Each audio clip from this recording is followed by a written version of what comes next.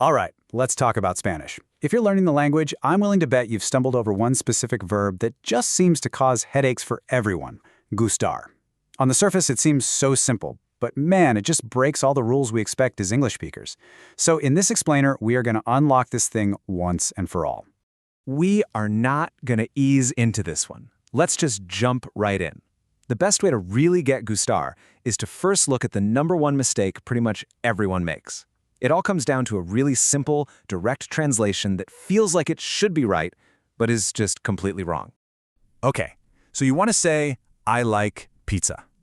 Your brain just does the simple math, right?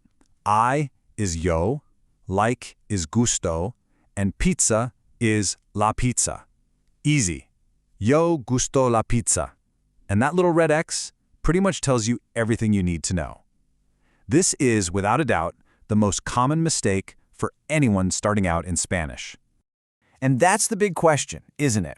If that super logical, word-for-word translation is a total dead end, then how in the world are you supposed to say you like something in Spanish? Well, the answer means you have to totally shift how you think about the sentence. This is where we find the real answer.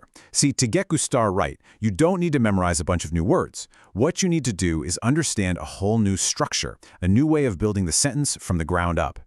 And here it is. This is the golden key to the whole thing. Gustar does not mean to like.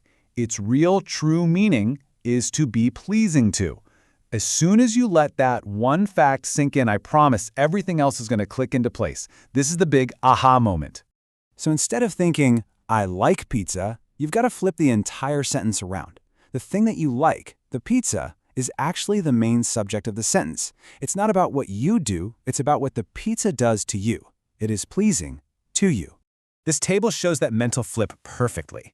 In English, the person is the star of the show. I like, she likes. But in Spanish, the thing is the star. Coffee is pleasing, books are pleasing. The person just kind of receives that action. Okay, now that we have the main idea down, let's get into the nuts and bolts. There are two key little pieces you need to make this whole structure work. You need the right pronouns, and you need the right verb ending. These little words are your essential tools. And notice what they mean. It's not I, you, or he. It's to me, to you, to him or her.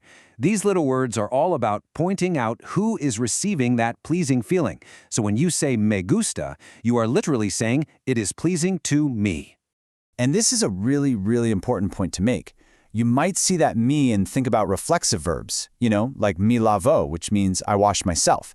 But that's an action you're doing to yourself. With gustar, you aren't doing any action at all. You're just having a reaction or an emotion about something. It's about receiving a feeling, not performing an action. And here is the second major rule. The verb ending, that a or an, doesn't agree with the person. It agrees with the thing that is doing the pleasing.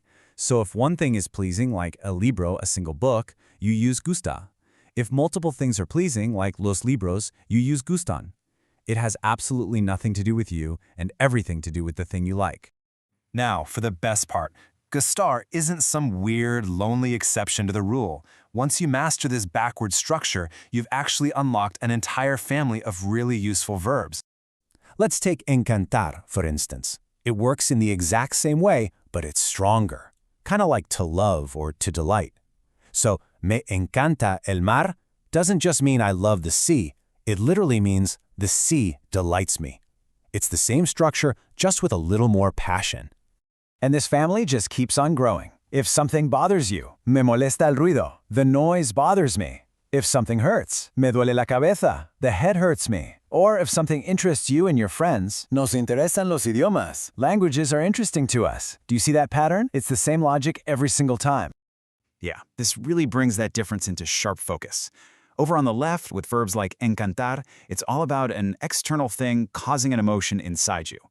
But on the right, with a reflexive verb like lavarse, it's a direct action that a person is performing on themselves. They are two totally different concepts that just happen to use some similar-looking pronouns. So let's bring this all home. After looking at the structure, the pronouns, the verb endings, and this whole family of verbs, it all comes down to one simple but incredibly powerful mental shift.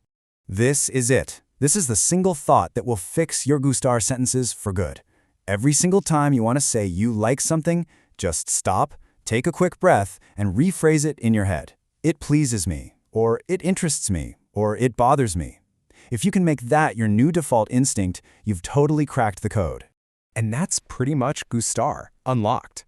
By flipping your perspective, you haven't just mastered one tricky verb, you've learned an entire new way of expressing yourself in Spanish.